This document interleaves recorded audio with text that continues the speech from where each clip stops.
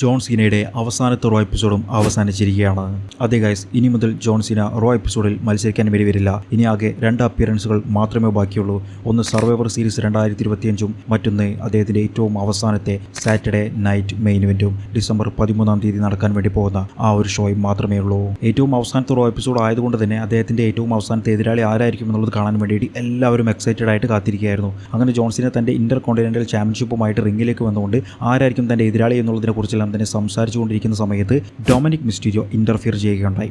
ഡൊമിനിക്കിന് Inter continental ചാമ്പ്യൻഷിപ്പിന് rematch വേണമെന്നുള്ളതായിരുന്നു പറഞ്ഞിട്ടുണ്ടായിരുന്നത്. നിനക്ക് rematch വേണമെന്നുണ്ടെങ്കിൽ അത് സർവൈവർ സീരീസിൽ എടുത്തോ എന്ന് പറഞ്ഞുകൊണ്ട് സർവൈവർ സീരീസിലേക്ക് ഡൊമിനിക് വേഴ്സസ് സീന തമ്മിലുള്ള മാച്ച് അവിടെ കൺഫേം ചെയ്യുകയുണ്ടായി. പക്ഷേ ഇപ്പോൾ ഞാൻ വന്നിട്ടുള്ളത് ഫാൻസിന് വേണ്ടിയിട്ടാണ്, കാണികൾക്ക് വേണ്ടിയിട്ടാണ് എന്നുള്ളതും സീന പറഞ്ഞു.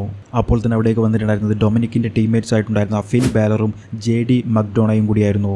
ഇവർ 3 പേരും കൂടി ഒരുമിച്ച് വന്നുകൊണ്ട് സീനയ്ക്ക് ഇനിയൊരു അവസാന മാച്ച് ഇല്ല എന്ന് പറഞ്ഞ് സീനയെ അറ്റാക്ക് ചെയ്തുകൊണ്ടിരിക്കുന്ന സമയത്ത് അതാ വരുന്നു ഷെയ്മസിനെ സപ്പോർട്ട് ചെയ്യാൻ വേണ്ടിയിട്ട് റേ മിസ്റ്റീരിയോ. അങ്ങനെ ഇവർ 6 പേരും തമ്മിലുള്ള ഒരു 6-man ടാഗ് ടീം മാച്ച് ആയിരുന്നു അവിടെ നടന്നിട്ടുണ്ടായിരുന്നത്. ആ ഒരു മാച്ചിൻ്റെ ഏറ്റവും അവസാനം എല്ലാവരുടെയും ഫിനിഷിംഗ് മൂവുകൾ ചെയ്തുകൊണ്ട് John Cena, Sheamus, Rey Mysterio എന്നിവരുടെ ടീമായിരുന്നു വിജയിച്ചിട്ടുണ്ടായിരുന്നത്.